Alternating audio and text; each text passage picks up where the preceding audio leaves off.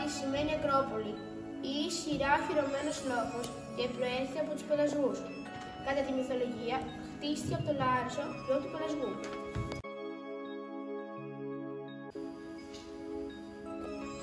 Ο ποταμός Ποινιός είναι άρρηκτα συνδεδεμένος με την πόλη της Λάρισσας και διασχίζει το κέντρο της πόλης.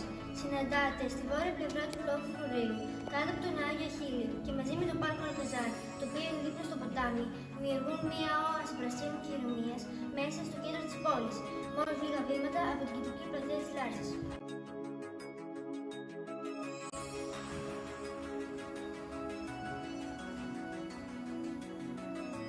Ιπποκράτης, πατέρας της ιατρικής, καταγόταν Μπυγκό, γιος του Ηρακλήδη και της Φεναρέτου, ενώ η νιά του θυμολογήθηκε ότι είχε σχέση με τον Ηρακλή και τον Ασκληπιό. Ταξίδεψε πολύ και καταστάθηκε στη Λάρισα, όπου άσκησε την ιατρική ως το θάνατό του σε ηλικία 95 χρονών. Έγραψε τον Όρκο των Γιατρών, που αποτελεί οδηγό ηθικής και δεοντολογίας.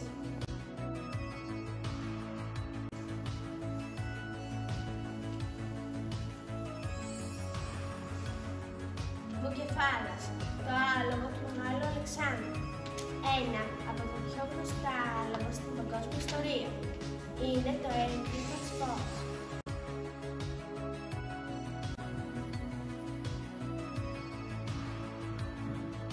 Ο μέρος του Παπά βρίσκεται σε δεύτερη διάρκεια, κάτω από το λόφο του Φρουρίου.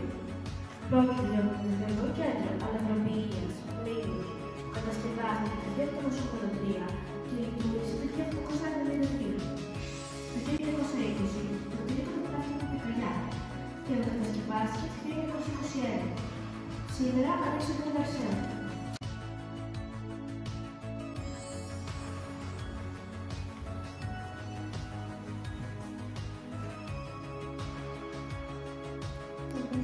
Το Πρεσβευτέρι έχει γεγονά. Εξάγεται στην κορυφή του λόφου του Φρουρίου. Πρόκειται για θρηγόνιο κτίριο που βρίσκεται στο πάνω με ένα πρόγραμμα στην όπλα ανατολική και κεντρική πλευρά. Η χαμηλή θύρα της βόρειας πλευράς οδηγούσε στην χωρικό μαρισκοπή χορό και τα ανώτατα της Σαλονάκη. Η ανέβηση του χρονολογείται στο τέλος του 15ου αιώνα. Ευρήματα απέναντι του Μοναστέρι. Αρχαιολογικές ανασκαφές κατά τη διάρκεια των νότιων χρόνων ανακάλυψαν πρώην χριστιανική βασιλική, αφιερωμένη στον Άγιο Αχίλλειο, ένα μικρό της πρωτοβυζαντινής περίοδου. Κατάλοιπα των δικών αυτών, τα οποία ενεργέθηκαν κατά τη διάρκεια της περίοδου βασιλείας του Ιουστινιανού I, καθώς και μια εκκλησία της μεσοβυζαντινής περίοδου.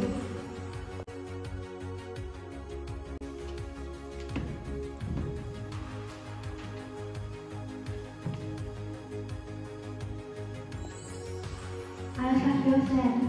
Χτίστηκε τον 3ο αιώνα π.Χ.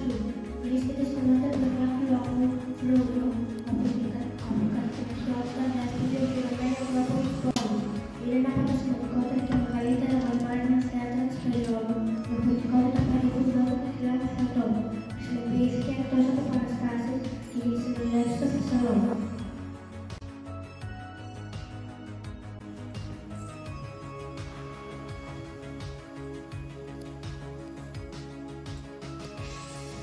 Σύλλογος Φίλων με ένα μορικό στη Λάρισα. Στη Λάρισα υπάρχει ο πολιτιστικός σύλλογος Φίλων Μουσικής, έννοια μορικών, με περισσότερα από 220 μέλη και 200 αξιώματα. Το γραφείο του Συλλόγου στη Λάρισα είναι στην οδό Μαυρολάκη 6.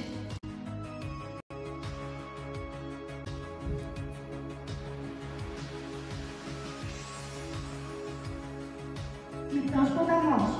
Στην πλατεία Ταχυδρομή, απέναντι από την Ιατρική Σχολή, βρίσκεται ο Λιπτός ποταμός. Το μεγάλο συντριβάνι της Λαρισαίας Λύτριας μέσα στην Κόροδα, όπου οι καταράκτες του νερός συμπολύνουν τις ορεινές πηγές του Λιπτού ποταμού. Το συντριβάνι της Κεντρικής Πλατείας αποτελεί τη συνέχεια του Λιπτού ποταμού, που βρίσκεται στην πλατεία Ταχυδρομή, συμπολύνοντας την